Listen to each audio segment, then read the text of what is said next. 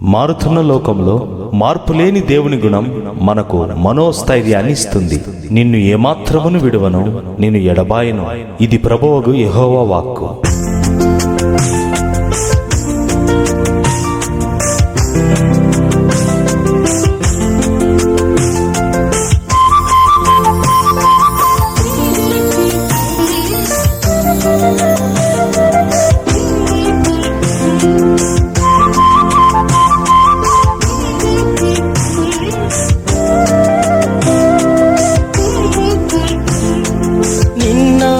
నేడు ఏకరీతిగా ఉన్నావు యేసయ్యా,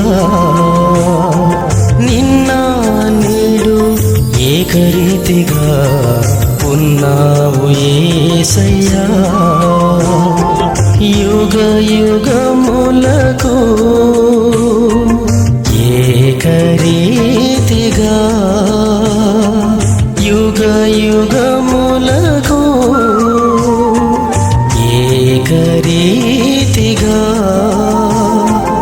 ఉన్నావు ఉన్నావు ఉన్నావు ఉన్నావు.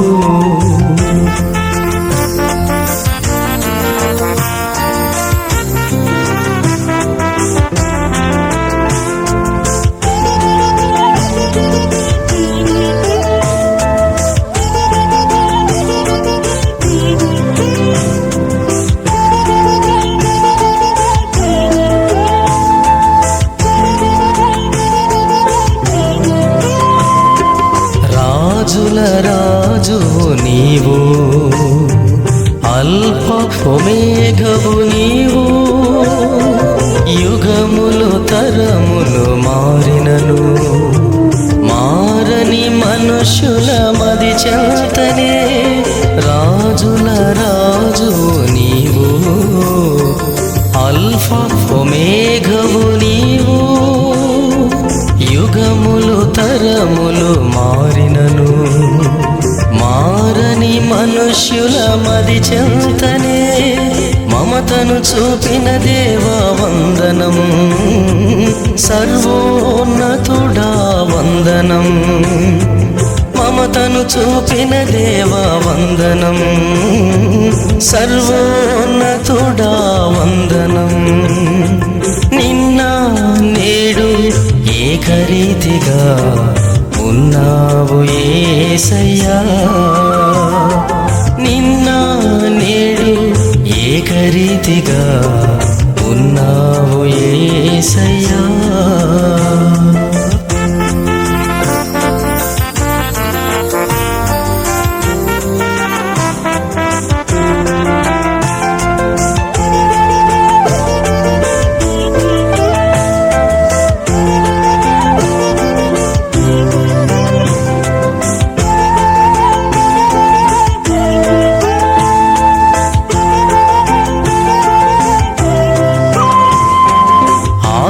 ఆత్మీయానందం నాకందించుటకు, ఆత్మ ఫలములతో నామది నింపుటకు, కలుషాత్ములను నీవు రక్షించుటకు, ఈ లోక చీకటిని తొలగించుటకు, ఆత్మీయానందం నాకందించుటకు, ఆత్మ ఫలములతో నామది నింపుటకు, కలుషాత్ములను నీవు రక్షించుటకు, ఈ లోక చీకటిని తొలగించుటకు, పరమును వీడిన దేవా వందనం, పావనుడా యేసు వందనం.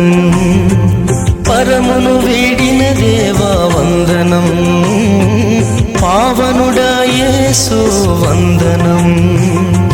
నిన్న నేడు ఏకరీతిగా ఉన్నావు యేసయ్యా, నిన్న నేడు ఏకరీతిగా ఉన్నావు యేసయ్యా, యుగ యుగములకు ఏకరీతిగా, యుగ యుగములకు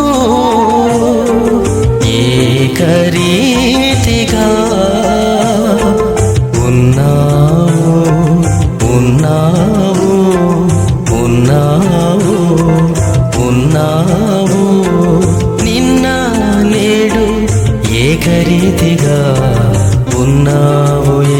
యేసయ్యా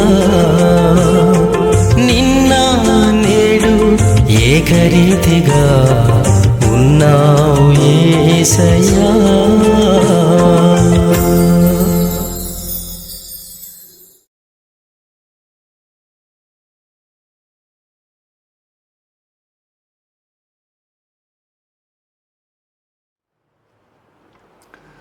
దేవుని పరిశుద్ధ నామానికి మహిమ కలుగును గాక. క్రీస్తునందు ప్రియమైన దేవుని బిడ్డలకు ప్రభువైన యేసుక్రీస్తు నామంలో శుభాభివందనాలు తెలియజేస్తున్నాం. ప్రియులారా, మరి ఈ సమయంలో దేవుని యొక్క వాక్యాన్ని మనం కొన్ని నిమిషాలు దేవుని యొక్క వాక్యాన్ని చూసుకుందాం. మత్తయి సువార్త 1వ అధ్యాయం 21వ వచనం మనం చూసినట్లయితే, ఆయన ఒక కుమారుని కనును, తన ప్రజలను వారి పాపముల నుండి ఆయనే రక్షించును గనుక ఆయనకు యేసును పేరు పెట్టబడినను. దేవుని నామానికి మహిమ కలుగును గాక. మరి చిన్న ప్రార్థన చేసుకొని దేవుని వాక్యాన్ని వివరించుకుందాం. మహాగణుడు, మహోన్నతుడు, ఆశ్చర్యకరుడు, మా ప్రియాతి ప్రియమని యేసుక్రీస్తు ప్రభువా, నీ పరిశుద్ధ పాదములకు కోటాను కోట్ల కృతజ్ఞతాస్తుతులు స్తోత్రాలు చెల్లిస్తున్నాం. నీ వాక్యము ద్వారా నీవే మాట్లాడండి. పరిశుద్ధాత్మతోనూ ఆనంద తైలముతోనూ మహిమాత్మతో నింపండి. అనేక మంది రక్షించబడినట్లుగా నీ మాటలను మాకు వినిపింపచేయమని అతి శ్రేష్టమైన యేసుక్రీస్తు నామములో ప్రార్థించి అడిగి వేడుకున్నాం పరమ తండ్రి, ఆమేన్. దేవుని నామానికి మహిమ కలుగును గాక. దేవుని వాక్యాన్ని మనం గమనించినట్లయితే, చదవబడినటువంటి వాక్యములో ఆయన యేసుక్రీస్తు వారి లోకానికి మరి రక్షకుడుగాను, విమోచకుడుగాను, మరి నశించిపోతున్నటువంటి ప్రజలను రక్షించడానికి, తన ప్రజలను తన ప్రజల యొక్క పాపముల నుండి విడిపించడానికి ప్రభు అయినటువంటి యేసుక్రీస్తు వారు ఈ లోకములో జన్మించి ఉన్నాడు. ఆయన సర్వలోకానికి రక్షకుడై ఉన్నాడు. ప్రపంచములో ఉన్నటువంటి మానవుల యొక్క ప్రతి పాపము నుండి విడిపించడానికి, రోగముల నుండి విడిపించడానికి, దరిద్రత నుండి, శాపము నుండి విడిపించడానికి ప్రభు అయినటువంటి యేసుక్రీస్తు వారు ఈ లోకములో జన్మించి ఉన్నాడు. ఆయన పరిశుద్ధుడుగా జన్మించి ఉన్నాడు. ఆయన నీతిమంతుడుగా ఈ లోకములో ఉన్నటువంటి ప్రజలను తమ యొక్క పాపముల నుండి విడిపించి వారిని పరిశుద్ధులుగా, నీతిమంతులుగా చేయడానికి, వారిని దేవుని యొక్క రాజ్యములో చేర్చడానికి ప్రభు అయినటువంటి యేసుక్రీస్తు వారి లోకములో జన్మించి ఉన్నారు. మరి అలాగనే యోహాను సువార్త 3వ అధ్యాయం 16వ వచనం మనం గమనించినట్లయితే, యోహాను సువార్త 3వ అధ్యాయం 16వ వచనంలో అక్కడ ఏమని రాయబడిందంటే, ప్రభు అయినటువంటి యేసుక్రీస్తు నందు విశ్వాసముంచు వారు రక్షించబడును. వారు ఎవరైతే యేసునందు మరి విశ్వాసముంచుతారో, మరి ఆయన ఒక కుమారుని అనుగ్రహించును. ఆయన యందు ఎవరైతే విశ్వాసం ఉంచుతారో వారికి మరి మరణము నుండి తప్పించబడతారు. ఎవరైతే ఆయన యందు విశ్వాసం ఉంచుతారో పాపము నుండి విడిపించబడతారు. ఎవరైతే యేసుక్రీస్తునందు మరి విశ్వాసం ఉంచుతారో వారికి తీర్పు తీర్చబడదు. ఎవరైతే యేసుక్రీస్తునందు విశ్వాసం ఉంచుతారో వారు మరి మరణము నుండి విడిపించబడి జీవములోనికి వెళ్తారు. కనుక ప్రభు అయినటువంటి యేసుక్రీస్తు వారు ప్రపంచానికి దేవుడై ఉన్నాడు, లోకానికి రక్షకుడై ఉన్నాడు. సర్వలోకానికి సృష్టికర్త అయినటువంటి యేసుక్రీస్తునందు విశ్వాసం ఉంచటము ద్వారా మన యొక్క పాపములను క్షమించబడతాయి. తద్వారా మనము యేసునందు విశ్వాసం ఉంచి ఆయన నమ్ముకొని మన పాపములను విడిచిపెట్టి మన పాపములను ఒప్పుకొని మారు మనస్సు పొంది బాప్తిస్మము తీసుకునటం ద్వారా నీవు దేవుని రాజ్యములోనికి ప్రవేశిస్తావు. అందుకని యేసుక్రీస్తు యొద్దకి ఒక శతాధిపతి వచ్చినప్పుడు మరి ఆయనతో యేసు ప్రభు అంటాడు, మరి ఒకడు కొత్తగా నికోదేముతో అంటాడు, ఒకడు కొత్తగా జన్మించితేనే దేవుని యొక్క రాజ్యములో ప్రవేశించడని ప్రభువైన యేసుక్రీస్తు వారు సెలవిచ్చున్నాడు. మరి నికోదేము అంటాడు, మరి నేను ఎలా జన్మించాలి, మరి నేను ఎలా జన్మించాలని నికోదేము యేసుక్రీస్తుని అడిగినప్పుడు యేసుక్రీస్తు వారు మరి ఆత్మ మూలంగాను నీటి మూలంగాను జన్మిస్తే వారు దేవుని రాజ్యములో ప్రవేశిస్తారని ప్రభువైన యేసుక్రీస్తు వారు సెలవిచ్చున్నారు. ఆత్మ మూలంగాను మరి నీటి మూలంగా జన్మించడం అంటే యేసుక్రీస్తునందు విశ్వాసం ఉంచి పాపములను ఒప్పుకొని మరి మారు మనస్సు నిమిత్తము బాప్తిస్మము పొందుకొనటం వలన నీవు కొత్త జన్మించినట్లుగా ప్రభువైన యేసుక్రీస్తు వారు సెలవిస్తున్నారు. ఎప్పుడైతే యేసుక్రీస్తునందు విశ్వాసం ఉంచి నీ పాపములను ఒప్పుకొని మారు మనస్సు నిమిత్తము బాప్తిస్మము పొంది మరి ఆ బాప్తిస్మము పొందటం ద్వారా నీవు దేవుని రాజ్యానికి వారసులుగా అవుతారు. అలాగే బాప్తిస్మము పొందుకున్న తరువాత పరిశుద్ధాత్మ మన మీదకి కుమ్మరించబడింది. పరిశుద్ధాత్మ మన మీదకి వచ్చినప్పుడు మనము శక్తిని అందుకుంటాం. పరిశుద్ధాత్మ ద్వారా మనము ఈ లోకాన్ని, పాపాన్ని, సాతాన్ని ఓడిస్తాం. మరి అపోస్తుల కార్యము 1వ అధ్యాయం మరి 8వ వచనములో సెలవిచ్చి ఉన్నాడు, పరిశుద్ధాత్మ మీ మీదకి వచ్చినప్పుడు మీరు శక్తి నొందుదురు అని దేవుని యొక్క వాక్యము సెలవిస్తుంది. ఎప్పుడైతే మనము బాప్తిస్మము యేసునందు విశ్వాసం ఉంచి బాప్తిస్మము పొందుకొని మరి పరిశుద్ధాత్మ కొరకు మనం ప్రార్థన చేసి కనిపెట్టి పరిశుద్ధాత్మను పొందుకున్నట్లయితే మనము శక్తి నొందుకుంటాం. పరిశుద్ధాత్మ ద్వారా మరి మనము నడిపించబడాలి. ఎందరైతే రోమిలికి రాసిన పత్రిక 8వ అధ్యాయంలో రాయబడింది, ఎందరైతే పరిశుద్ధాత్మ చేత నడిపించబడతారో వారు దేవుని యొక్క కుమారులై ఉంటారని ప్రభువైన యేసుక్రీస్తు వారు సెలవిచ్చున్నారు. కనుక మనం తప్పకుండా బాప్తిస్మము మారు మనస్సు నిమిత్తము మన పాప క్షమాపణ నిమిత్తము మనము తప్పకుండా బాప్తిస్మము పొందుకోవాలి. అలాగనే దేవుడిచ్చినటువంటి వాగ్దానము అదే పరిశుద్ధాత్మను మనం తప్పకుండా పొందుకొని ఈ లోకములో మనము దేవునికి సాక్షులముగా దేవుని బిడ్డలంగా జీవించాలి. ఆమేన్, హల్లెలూయా. ఆపై దేవుని పరిశుద్ధ నామానికి మహిమ కలుగును గాక. మనం అలాగనే మన ప్రభు అయినటువంటి యేసుక్రీస్తు వారు ఈ లోకములో ఆయన జన్మించినప్పుడు దేవుని దయందును మనుషుల దయందును వర్ధిల్లుచు పరిశుద్ధాత్మ చేత ప్రభు అయినటువంటి యేసుక్రీస్తు వారు నడిపించబడుతూ ఉన్నాడు. అలాగే మనం కూడా పరిశుద్ధాత్మ చేత నింపబడి మరి యేసుక్రీస్తు వలె మనము పరిశుద్ధాత్మ ద్వారా నింపబడి ప్రభు అయినటువంటి యేసుక్రీస్తు పరిశుద్ధాత్మతోనూ శక్తితోనూ తైలముతో అభిషేకించబడి పరిశుద్ధాత్మ ద్వారా నడిపించబడి ఉన్నారు. అలాగే యేసునందు విశ్వాసం ఉంచి బాప్తిసం పొందుకొని విశ్వాసులు కూడా పరిశుద్ధాత్మ ద్వారా నడిపించబడాలి. పరిశుద్ధాత్మ ద్వారా యేసుక్రీస్తు వారి లోకములో అనేకమైన అద్భుత కార్యములు జరిగించినట్లుగా దేవుని యొక్క వాక్యములో మనం చూస్తున్నాం.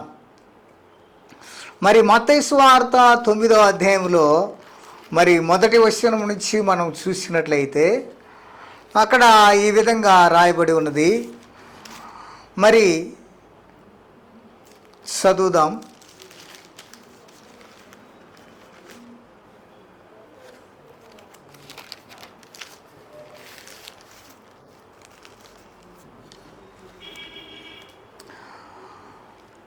తరువాత ఆయన దోణి ఎక్కి సముద్రము దాటి తన పట్టణములో ప్రవేశింపగా ఇదిగో జనులు పక్షవాయువుతో మంచము పట్టి ఉన్న ఒకరిని ఆయన యొద్దకు తీసుకొని వచ్చిరి. యేసు వారి విశ్వాసమును చూసి, కుమారుడా, ధైర్యంగా ఉండుము, నీ పాపములు క్షమించబడి ఉన్నవని పక్షవాయువు గలవానితో చెప్పెను. ఇదిగో శాస్త్రుల్లో కొందరు ఇతడు దేవదూషణ చేయుచున్నాడని తమలో తాము అనుకొనగా, యేసు వారి తలంపులను గ్రహించి, మీరెందుకు మీ హృదయములలో దేవదూషణ చేయుచున్నారని, నీ పాపములను క్షమించబడి ఉన్నవని చెప్పుట సులభమా, లేచి నడవమని చెప్పుట సులభమా అని ఆయన పాపములను క్షమించుటకు మనిషి కుమారునికి అధికారం కలదని మీకు తెలియవలనని చెప్పెను. ఆ పక్షవాయు గలవాడిని చూసి, నీవు లేచి నీ మంచము ఎత్తుకొని నీ ఇంటికి పొమ్మని చెప్పగా వాడు లేచి తన ఇంటికి వెళ్ళెను. ఇక్కడ మనం గమనించినట్లయితే ప్రియమైనటువంటి దేవుని బిడ్డలారా, యేసుక్రీస్తు వారు మరి పరిశుద్ధ ఆత్మ చేత మరి అనేక గ్రామాల్లో పట్టణాల్లో ప్రవేశిస్తూ ఉన్నాడు. మరి యేసుక్రీస్తు మరి ఒక పట్టణంలోనికి ప్రవేశించినప్పుడు ఒక పక్షవాతి కలిగినటువంటి రోగిని మరి జనసమూహాలు మరి ఆయన వెంట తిరుగుతున్నారు. మరి పక్షవాత రోగిని ఆయన ఎద్దకు తీసుకొని వచ్చినప్పుడు ఆయన్ని మంచం మీద తీసుకొని వస్తున్నారు యేసు ప్రభు దగ్గరికి. ఎందుకంటే యేసు ప్రభు వారు పరిశుద్ధాత్మ చేత నింపబడి అనేకమైన అద్భుతాలు, ఆశ్చర్యకార్యాలు, స్వస్థతలు జరిగిస్తూ ఉన్నాడు. కనుక ఈ పక్షవాత రోగిని కూడా యేసు ప్రభునందు విశ్వాసం ఉంచి వారు మంచం మీద యేసు ప్రభు యొద్దకి మరి పక్షవాత రోగిని తీసుకొని వస్తున్నారు. అయితే యేసు ప్రభు వారిని చూసి, వారి విశ్వాసమును చూసి అంటాడు ఆయన. హల్లెలూయా. ప్రభు అయినటువంటి యేసుక్రీస్తు వారు మరి చూసేది ఏమిటంటే మన యొక్క ఎత్తును, మన యొక్క లావు, అందాన్ని, మరి హోదాని, మరి ధనాన్ని, ఐశ్వర్యాన్ని యేసు ప్రభు చూడడు. ఆయన యొద్దకి పక్షవాత రోగిని మంచం మీద తీసుకొని వస్తూ ఉన్నప్పుడు మరి యేసు ప్రభు వారి విశ్వాసాన్ని చూశాడు. మరి వారికి ఉన్నది ఏమిటంటే విశ్వాసం. యేసుక్రీస్తు వారు తప్పక ఈ పక్షవాత రోగిని స్వస్థపరుస్తాడు, ఆయన అనేకమైన అద్భుతాలు చేస్తున్నటువంటి దేవుని కుమారుడైన యేసుక్రీస్తు వారు లోక రక్షకుడని నమ్మి వారు యేసుని యందు విశ్వాసం ఉంచి వచ్చి ఉన్నారు. అందుకే యేసు వారి విశ్వాసమును చూసి అంటాడు ఆయన. హల్లెలూయా. వారి యొక్క విశ్వాసమును చూసి దేవుడు అంటాడు, కుమారుడా, ధైర్యముగా ఉండు అంటున్నాడు. హల్లెలూయా. ఎందుకంటే ఎవరి యందు విశ్వాసం ఉంటుందో మరి వారికి దేవుని అద్భుతము చూస్తారు.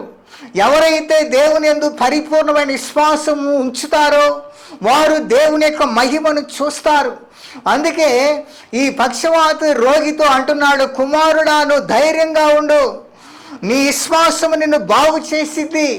యేసు వారిలో విశ్వాసాన్ని చూశాడు గనుక దేవుడు అంటున్నాడు, నువ్వు ధైర్యంగా ఉండుము, నీ పాపములను క్షమించి ఉన్నాను, నీ పాపములు క్షమించబడి ఉన్నాయని ప్రభు అయినటువంటి యేసుక్రీస్తు వారు ఆ పక్షవాత రోగితో చెప్పినప్పుడు అక్కడ శాస్త్రులు, పరిసయ్యులు ఉండి మరి దేవుని మీద వారు దేవదూషణ చేస్తూ ఉన్నారు.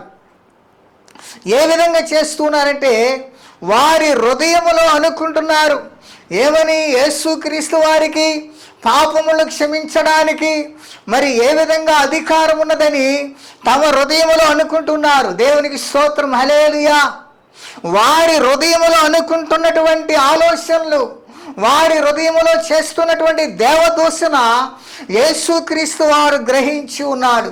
ప్రియమైనటువంటి దేవుని బిడ్డలారా, మనస్సులో సర్వలోకానికి ఆయన దేవుడై ఉన్నాడు, ప్రపంచానికి రక్షకుడై ఉన్నాడు, భూలోకానికి సృష్టికర్త అయి ఉన్నాడు. సర్వలోకములో ఉన్నటువంటి ప్రజల యొక్క హృదయాలు ఆయనకి తెలుసు. ఎవరి హృదయములో ఏ విధంగా ఆలోచిస్తున్నారో ఆయన గ్రహించగలడు. కనుక మన యొక్క హృదయాలు ఆయనకు తెలుసు కాబట్టి ఈ శాస్త్రుల పరీక్షల యొక్క హృదయాలను కూడా ప్రభువైన యేసుక్రీస్తు వారు గమనించి ఉన్నాడు. వారితో అంటున్నాడు, ఎందుకు ఆ విధంగా మీరు అనుకుంటున్నారు?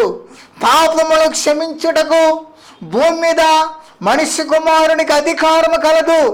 పాపములు క్షమించుటకు భూమి మీద ప్రభు అయినటువంటి యేసుక్రీస్తు వారికి అధికారం ఉన్నదని చెప్పి యేసుక్రీస్తు అంటాడు, పాపములు క్షమించబడి ఉన్నని చెప్పుట సులభమా? పక్షవాత రోగిని లేచి నడవమంటము సులభమా అని చెప్పి పక్షవాతి రోగితో దేవుడు అంటున్నాడు, నీ పరుపు ఎత్తుకొని నీ ఇంటికి వెళ్ళమన్నాడు. దేవునికి స్తోత్రం, హల్లెలూయా. మరుక్షణమే పక్షవాత రోగము విడిచిపోయింది. ఆయనకున్నటువంటి బలహీనత విడిచిపోయింది. ఆయనకున్నటువంటి నరాల బలహీనత, శక్తిహీనత సమస్తము తొలగిపోయి అతను మరి పరుపు ఎత్తుకొని అతను ఇంటికి వెళ్ళిపోయాడు. చప్పలగొడి దేవుని నామాన్ని గణపరుద్దాం, హల్లెలూయా. ప్రభు అయినటువంటి యేసుక్రీస్తు వారికి భూమి మీద పాపములు క్షమించడానికి అధికారం ఉన్నది. ప్రభు అయిన యేసుక్రీస్తు వారికి ఈ భూమి మీద మరి సమస్త రోగాలను తొలగించడానికి ఆయనకు అధికారం ఉన్నది. ఎవరికైతే యేసునందు విశ్వాసం ఉంచుతారో వారు దేవుని మహిమను చూస్తారు. ఎవరైతే దేవుని యందు విశ్వాసం ఉంచి ఆయన నిజ లోకానికి రక్షకుడని, ప్రపంచానికి దేవుడని, సృష్టికర్తని, ఆయన సమస్తము చేయగలడని నమ్మినట్లయితే వారు దేవుని మహిమను చూస్తారు. వారు ప్రార్థించినట్లయితే వారు స్వస్థతలను, మరి అద్భుతాలను, దేవుని యొక్క గొప్ప కార్యాలను, దేవుని మహిమను వారు చూడగలుగుతారు. కనుక ప్రియమైనటువంటి దేవుని బిడ్డలారా, ప్రభు అయినటువంటి యేసుక్రీస్తునందు విశ్వాసం ఉంచండి. ఆయన తప్ప వేరొక దేవుడు లేడు. ఆయనే సృష్టికర్త అయి ఉన్న దేవుడు. ఆయనే ప్రపంచానికి దేవుడు. ఆయన మరి సమస్త రోగులని స్వస్థపరిచాడు. కుష్టి రోగిని స్వస్థపరిచాడు. చనిపోయిన వారిని బ్రతికించాడు. ఆయన మన కొరకు కల్వరి శిలువలో మన పాపముల నిమిత్తం మరణించి ఆయన 3వ దినాన తిరిగి లేచి మరలా మరి 40 దినాలు కనబడి మరి దేవుని యొక్క వాక్యాలను అందించి తన శిష్యులకు బోధించి ఆయన పరలోకానికి ఆరోహణమై ఉన్నాడు. మరి యేసుక్రీస్తు వారు సెలవిస్తున్నాడు, మరి దేవుని యొక్క రాజ్యము సమీపించి ఉన్నది, మారు మనస్సు పొందండి, యేసునందు విశ్వాసం ఉంచి బాప్తిసం పొందుకొని రక్షించబడి పరిశుద్ధాత్మను పొందుకొని పరిశుద్ధాత్మ చేత నడిపించబడి వారు మరి యేసుక్రీస్తు వారు త్వరగా రాబోతున్నాడు. ఆయన వచ్చినప్పుడు యేసునందు విశ్వాసం ఉంచినటువంటి వారు ఆయనతో కూడా పరలోకానికి వెళ్తారు. మరి నమ్మేటువంటి వారికి రక్షించబడతారు. మరి నమ్మనటువంటి వారికి శిక్ష విధించబడింది. వారు నమ్మనటువంటి ప్రతి వారు కూడా అగ్నిగుండానికి వెళ్తారని ప్రభు అయినటువంటి యేసుక్రీస్తు వారు సెలవిస్తున్నారు. మరి ప్రభు అయినటువంటి యేసుక్రీస్తు వారు మన కొరకు స్థలము సిద్ధపరచడానికి వెళ్ళాడు. మనకు దేవుడు అంటున్నాడు, పరలోక రాజ్యము సమీపించి ఉన్నదని. కనుక యేసు త్వరగా రాబోతున్నారు. యేసునందు విశ్వాసం ఉంచండి, ఆయన ద్వారా మీకు మోక్షము దొరికిద్ది. దేవుడు వాక్యాన్ని దీవించునుగాక. ఆమేన్. మహాగణుడు, మహోన్నతుడు, ఆశ్చర్యకరుడైన మా ప్రియమైన యేసుక్రీస్తు ప్రభువా, నీ పరిశుద్ధ పాదములకు వందనాలు, స్తోత్రము నాయనా. ఈ దినాన తండ్రి ఈ వాక్యాన్ని ప్రకటించడానికి నీవు ఇచ్చిన నాకు నీ కృపను బట్టి, నీ పరిశుద్ధాత్మను బట్టి వందనాలు, స్తోత్రాలు చెల్లిస్తున్నాం.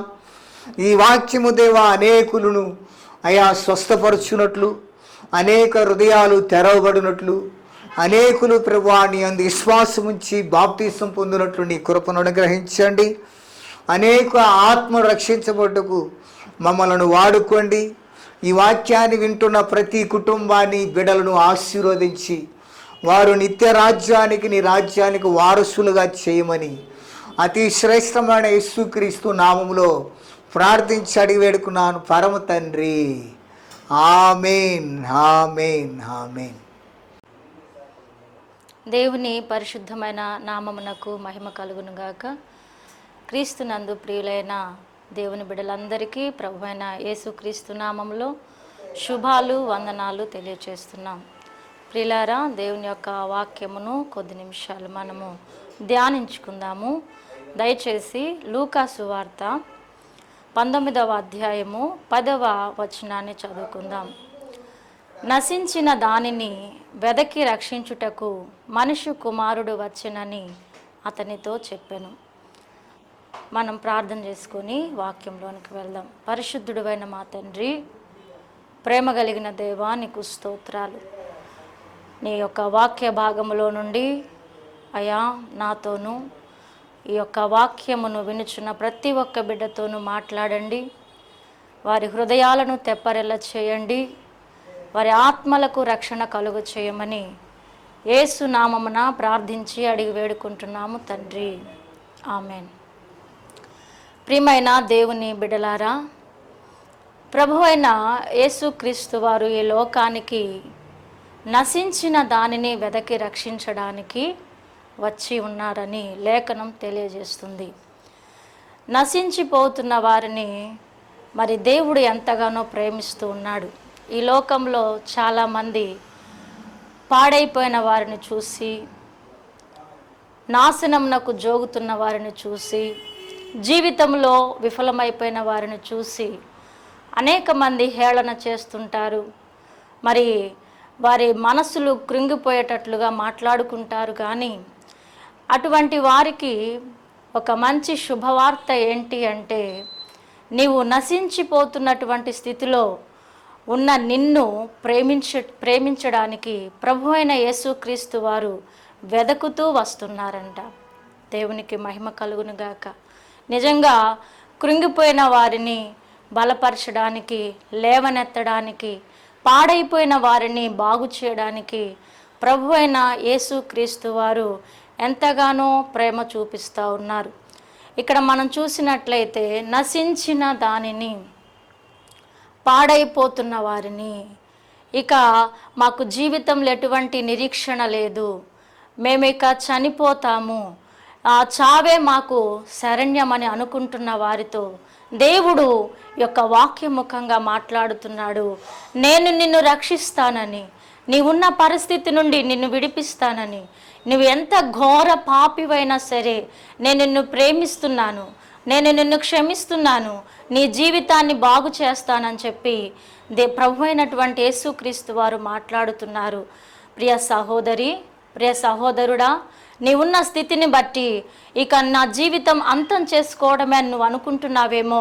గొప్ప శుభవార్త ఏంటి అంటే, యేసుక్రీస్తు ప్రభుల వారు నిన్ను వెదకుతూ, నిన్ను రక్షించడానికి, నిన్ను లేవనెత్తడానికి, నీ జీవితాన్ని బాగు చేయడానికే ఆయన నీ వద్దకు వస్తున్నారు. నీవున్న స్థలములో ఆయన యందు నీవు విశ్వాసం ఉంచి, ప్రభువా నా జీవితము ఇదిగో త్రాగుడికి గురైపోయింది, నా జీవితము వ్యభిచారంలో మగ్గిపోతూ ఉంది, నా జీవితము అప్పులలో కూరుకుపోయి ఉన్నానయ్యా, నా జీవితంలో ఎటువంటి నిరీక్షణ లేదు అని నీవు నిజముగా దేవుని సముఖం ఎదుటికి వచ్చి నీవున్న స్థలములో పశ్చాత్తాపడి మోకరించి ప్రార్థన చేసుకొని, అయ్యా నీవు నశించిన దాన్ని వెదకి రక్షించడానికి వచ్చావంట కదా, ఇదిగో నా జీవితాన్ని రక్షించు, నా జీవితాన్ని ప్రభువా నీవు లేవనెత్తని ప్రార్థన చేయగలిగితే ప్రభు నీ యందు ఆనందించి నీ జీవితాన్ని బాగు చేస్తారు. ప్రియమైనటువంటి దేవుని బిడ్డలారా, ఈ గొప్ప శుభవార్త నీకే. ఇదిగో ఈ యొక్క వాక్యాన్ని నువ్వు పొందుకొని దేవుని యందు నిరీక్షణ కలిగి విశ్వాసం ఉంచినట్లయితే ఇదిగో నీ జీవితము విప్లవాత్మకంగా మార్చబడబోతుంది. నశించిన దాన్ని వెదకి రక్షించడానికి ఈ లోకానికి దేవుడు ప్రభు అయిన యేసుక్రీస్తు వారు వచ్చి ఉన్నారు. పాపులను రక్షించడానికి వచ్చాడు ఆయన. ఆయన అంటారు కదా, నేను నీతిమంతులను పిలువ రాలేదు, పాపులనే పిలువ వచ్చి తిని అని. ఇదిగో నువ్వు అనుకుంటున్నావు సహోదరుడా, నీవు అనుకుంటున్నావు సహోదరి, నా అంత భయంకరమైన పాపాత్ములు లేరు అని. కానీ ప్రభు అయిన యేసుక్రీస్తు వారు అంటున్నారు, ఇదిగో నీవెంత ఘోర పాపివైనా సరే నేను నిన్ను ప్రేమిస్తున్నాను, నేను నిన్ను క్షమిస్తున్నాను, నేను నిన్ను రక్షిస్తున్నాను, అందుకే కలువరి శిలువలో నీ కొరకు బలి అయిపోయానని చెప్పి, మరి ప్రేమ కలిగిన ఈ మాటలు నువ్వు హృదయపూర్వకంగా స్వీకరించుకొనగలిగినట్లయితే ఇదిగో పరిశుద్ధాత్మ దేవుడు నిన్ను తన హృదయంలోనికి తీసుకుంటాడు. అదిగో ఆయన నీ హృదయంలో స్థానం ఇచ్చినట్లయితే నీవు రక్షణ పొందుతావు, తిరిగి నీ జీవితం కట్టబడుతుంది. దేనినైతే నీవు కోల్పోయావో, ఆస్తిని కోల్పోయావా, ఆరోగ్యాన్ని కోల్పోయావా, మరి ఆప్యాయతలు కోల్పోయావా, నీ యొక్క సమాజంలో నీకున్నటువంటి గౌరవాన్ని కోల్పోయావా, నిన్ను అందరూ నీచంగా చూస్తున్నారా, ఇక ఇతని బ్రతుకులో ఇంకేమీ లేదు అనుకుంటున్నారా? అయితే పరిశుద్ధాత్మ దేవుడు ప్రభు అయిన యేసుక్రీస్తు వారు నిన్ను ప్రేమిస్తున్నాడు, నిన్ను క్షమిస్తున్నాడు, నిన్ను పిలుస్తున్నాడు. ఇదిగో ఆయన చెంతకు నీవు వచ్చినట్లయితే ఇప్పుడే నీ హృదయాన్ని ఆయన బాగు చేస్తాడు, నీ హృదయంలో ఆయన నివసిస్తాడు. అటువంటి కృప పరిశుద్ధాత్మ దేవుడు నీకు దయచేయునుగాక. ఆమెన్. ప్రియులారా, ఇక్కడ మనం లేఖనాన్ని చక్కగా గమనించినట్లయితే మరి యేసు ప్రభుల వారు గొర్రెలను గురించినటువంటి ఉపమానాన్ని తెలియజేస్తూ, నేను గొర్రెలకు మంచి కాపరిని అని సెలవిచ్చారు. 100 గొర్రెలను ఆయన ఆ యొక్క ఉపమానాన్ని చెప్తున్నప్పుడు, ఒక్క గొర్రె తప్పిపోయిన ఒక్క గొర్రెను వెతకడానికి 99 మంది గొర్రెలను విడిచిపెట్టి ఒక్క గొర్రెను ఆయన వెతికారనమాట. ఇక్కడ మనము గమనించినట్లయితే ఆయన యొక్క అగాప ప్రేమ మనకు కనబడతా ఉంది. గమనించండి ప్రియమైనటువంటి దేవుని బిడ్డలారా, ఆయన ఇక్కడ నేను నీతిమంతులను పిలువ రాలేదు, పాపులనే పిలువ వచ్చి తిని అనేటువంటి మాటకు చక్కటి అర్థము చూడండి. మరి దేవుని యొక్క క్రమములో, పరిశుద్ధతలో ఏరుపారిన వారి కంటే కూడా ఎవరైతే పాడైపోతున్నారో, ఎవరైతే దేవునికి దూరస్తులైపోతున్నారో, ఎవరైతే సాతాను యొక్క చిక్కులలో పడిపోయి ఉన్నారో, ఎవరైతే సాతాను బంధకాలలో బంధించబడి ఉన్నారో వారిపైన ఆయన ప్రేమ చూపిస్తూ ఉన్నారు. అందుకనే ప్రవక్త అయిన యెషయా యేసు ప్రభుల వారి నిమిత్తము ఒక ప్రవచనాన్ని ప్రవచిస్తూ ఉన్నాడు. ఏమనంటే, బంధించబడిన వారిని విడిపించడానికి, మరి చెరలో ఉన్న వారికి విమోచనము కలుగ చేయడానికి మరి ఆయన వచ్చి ఉన్నారు అని చెప్పి మనము వాక్యాన్ని చక్కగా గమనించినట్లయితే, సహోదరి సహోదరుడా, నీ కొరకే ఈ యొక్క అమూల్యమైన సందేశము కనుక నీవు దేవుని యందు భయభక్తులు కలిగి చెడుతనాన్ని విసర్జించి దేవుని యొక్క నీతి మార్గములో నడిచినట్లయితే నీ జీవితము చక్కగా ఆశీర్వాదకరంగా ఉంటుంది, అనేకులకి దీవెనకరంగా ఉంటుంది. మరి నశించిన దాన్ని వెదకి రక్షించడానికి ఈ లోకానికి వచ్చిన దేవుడు ఇదిగో నిన్ను కూడా వెతుకుతున్నాడు, నీ యొక్క జీవితాన్ని కూడా ప్రేమిస్తూ ఉన్నాడు, నిన్ను కూడా క్షమిస్తూ ఉన్నాడు. కాబట్టి మరి దయచేసి దేవుని యొద్దకు వచ్చినట్లయితే దేవుని యొక్క కృపతో నిన్ను నింపుతాడు, దేవుని యొక్క ప్రేమతో నిన్ను నింపుతాడు. నీవు ఆయనను వెదకాలి. మత్తయి సువార్తలో కూడా ఒక వాక్యం ఉంటుంది, అడుగుడి మీకు ఇవ్వబడును, వెదకుడి మీకు దొరుకును, తట్టుడి మీకు తీయబడును అని. నిజంగా ఈ లోకంలో చూసినట్లయితే ఎవరైనా సరే ఏదైనా అడుగుతామేమో అని మరి ప్రక్కగా వెళ్ళిపోతారు. అక్కరలో ఉన్న వారికి ఎక్కడ సహాయం చేయవలసి వచ్చిద్దో అని చెప్పేసి మరి ఉన్నవారు వారి స్థితిని బట్టి పేదవారిని లెక్క చేయకుండా పక్కగా వెళ్ళిపోతుంటారు. కానీ ప్రభు అయిన యేసుక్రీస్తు వారు అంటున్నారు, అడుగు నేను ఇస్తానని. ఎంత అద్భుతమైన మాట అండి. నిజంగా ఎవరైనా సరే ఈ లోకంలో చూస్తే నాన్నవారు కానివ్వండి, బంధువులు కానివ్వండి, స్నేహితులు కానివ్వండి, మరి ఆస్తి ఐశ్వర్యాలు ధనఘనతలు కలిగిన వారు కానివ్వండి, నన్ను అడగండి అని చెప్పగలిగిన ధైర్యము చేయలేరండి. అయితే సర్వాధికారి, సర్వశక్తిమంతుడు, ఆ సకల ఆశీర్వాదాలకు కారణభూతుడైన ప్రభు అయిన యేసుక్రీస్తు వారు అంటున్నాడు, అడుగుడి మీకు ఇస్తానని. నిజమే కదా, మనము అడగకే పొందుకోలేకపోతున్నామని దేవుని వాక్యము సెలవిస్తూ ఉంది. మనము అడగవలసిన దానిని అడగకుండా ఏదైతే మనకు అవసరం లేదో, ఏదైతే మన జీవితాన్ని పాడు చేస్తుందో, ఏదైతే మన జీవితానికి నష్టాన్ని తీసుకొని వస్తుందో దాని దగ్గరికి వెళ్ళడానికే ఇష్టపడుతున్నాం. అయితే దేవుడు అంటున్నారు, జ్ఞానము లేకయే నా జనులు నశించిపోతున్నారు అని. నిజంగా యెషయా గ్రంథంలో కూడా మనం చూస్తే, నా జనులు ఆహారము కాని దాని కొరకే రోకలిచ్చి కొంటున్నారు అని. నిజమే కదా, జీవితాన్ని ఏదైతే పాడు చేస్తుందో, ఆరోగ్యాన్ని ఏదైతే పాడు చేస్తుందో, నీ యొక్క కుటుంబ విలువలను ఏదైతే చిన్నాభిన్నం చేస్తుందో దాని యొద్దకే నీ పాదములు పరిగెడుచున్నాయి. అందుకనే మరి ఈ యొక్క వాక్యముఖంగా దేవుడు ఏమంటున్నారంటే, ఇదిగో మీలో ఎవరికైనా జ్ఞానము కొదువై ఉంటే నన్ను అడగండి, నేను మీకు సమృద్ధిగా ఇస్తానని యాకోబు పత్రికలో మనం చూడగలుగుతాం.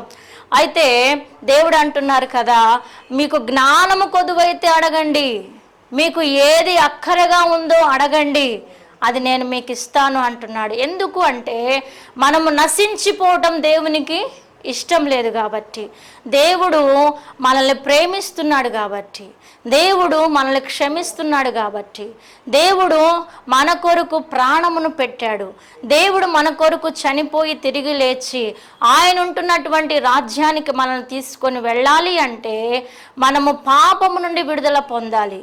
పాపము నుండి విడుదల ఎలా కలుగుతుంది అంటే, నీ పాపములను నీవు మోకరించి ఒప్పుకొని యేసు నామమున క్షమించమని అడిగినప్పుడు నీ యొక్క పాపములన్నీ కూడా నిజంగా నీవు విశ్వాసముతో మనస్ఫూర్తిగా ప్రార్థన చేయగలిగితే దేవుడు నీ ప్రార్థన ఆలకించి నీ పాపముల నుండి క్షమిస్తాడు. నీకు కనబడతాడు, ఆయన నీతో మాట్లాడతాడు, నిన్ను దర్శిస్తాడు, నీ యొక్క తలను ఆయన కౌగిటిలోనికి తీసుకుంటాడు, నీ తలపైన ఆయన యొక్క హస్తాన్ని పెట్టి నిన్ను ఆదరిస్తాడు. ప్రియమైన దేవుని బిడ్డ, నువ్వు బాధపడవద్దు, నువ్వు దిగులు చెందవద్దు, నువ్వు కృంగిపోవద్దు, నువ్వు విసిగి వేసారిపోయి ఉన్నావు కనుకనే దేవుడు నీ వైపు చూసి నీతోనే మాట్లాడుతున్నారు. కనుక దయచేసి వాక్యానికి విధేయుడవవు, వాక్యానికి విధేయురాలువవు, దేవుని యొక్క కృపను పొందుకో, దేవుని యొక్క ఆశీర్వాదాన్ని పొందుకో. దేవుడు నిన్ను ఎంతగానో ప్రేమిస్తూ ఉన్నాడు. ప్రియమైనటువంటి దేవుని బిడ్డలారా, దయచేసి మనం మొదటిగా చదువుకున్న వాక్యము లూకా సువార్త 19వ అధ్యాయము 10వ వచనము, నశించిన దానిని వెదకి రక్షించుటకు మనుష్య కుమారుడు వచ్చెను. కాబట్టి నీవు ఏ స్థితిలో ఉన్నప్పటికీ కూడా దేవుడు నిన్ను ప్రేమిస్తున్నాడు, దేవుడు నిన్ను క్షమిస్తున్నాడు. నీకున్న అనారోగ్యము వైపు నీవు చూసుకోవద్దు, నీవున్న పాపపు స్థితిని బట్టి నువ్వు చూసుకోవద్దు, నీకున్న నిందల అవమానాల వైపు చూసుకోవద్దు.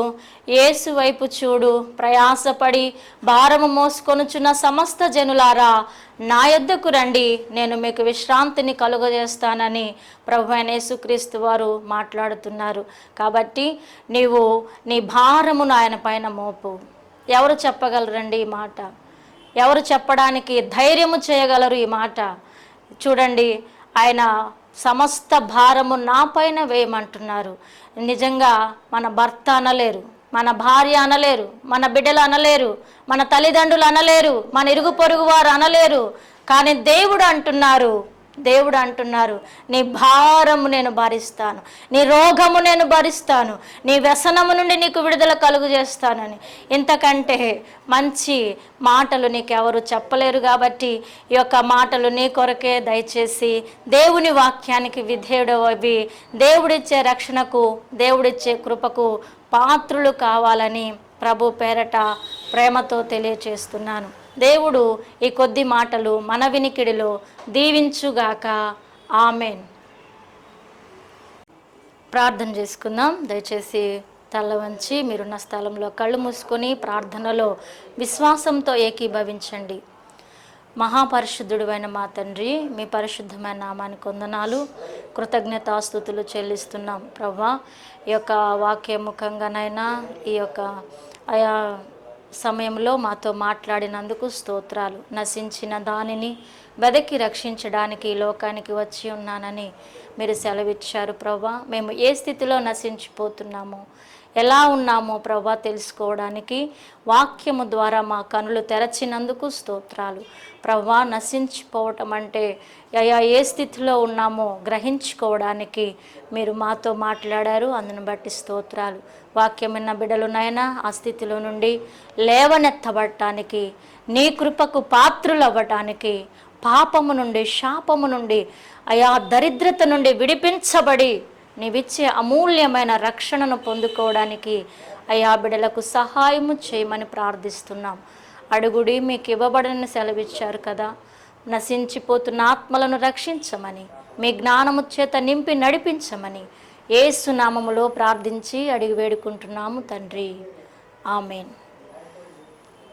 ప్రియమైన సహోదరి సహోదరులారా, మీ ప్రార్థన అవసరతల కొరకు మరి మాకు ఫోన్ చేయండి. మా phone number 8790924261. Pastor Gandi James గారు, సిస్టర్ వసుంధర గారు, marriage register holy spirit fire ministries, Lingayapalem flats, Toyota showroom back side, Chilakaluripet highway, Guntur.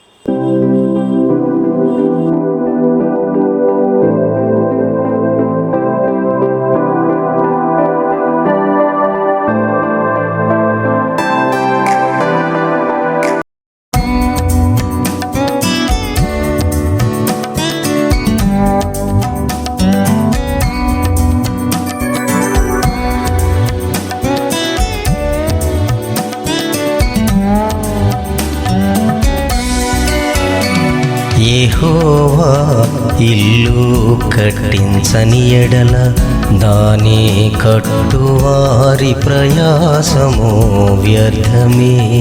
యెహోవా పట్టణమును కాపాడని ఎడల దాని కావలి కాయువారు మేలుకొనియుండుట వ్యర్థమే.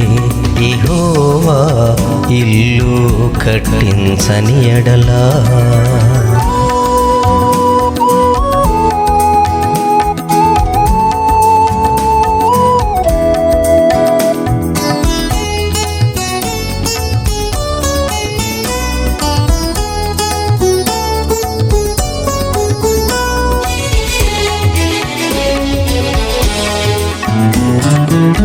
మీరు వేకువనే లేచి చాలా రాత్రి అయిన తరువాత పండుకొనుచు. మీరు వేకువనే లేచి చాలా రాత్రి అయిన తరువాత పండుకొనుచు. కష్టార్జితమైన ఆహారము, కష్టార్జితమైన ఆహారము తినుచుండుట వ్యర్థమే. తన ప్రియులు నిద్రించుచుండగా ఆయన వారికి చూచున్నాడు.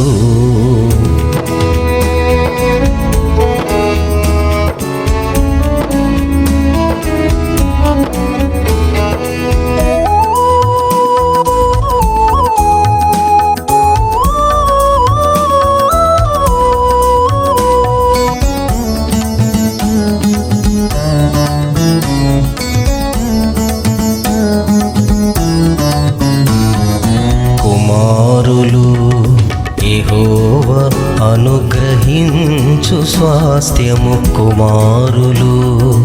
యెహోవా అనుగ్రహించు స్వాస్థ్యము గర్భఫలము ఆయన ఇచ్చు బహుమానమే. గర్భఫలము ఆయన ఇచ్చు బహుమానమే.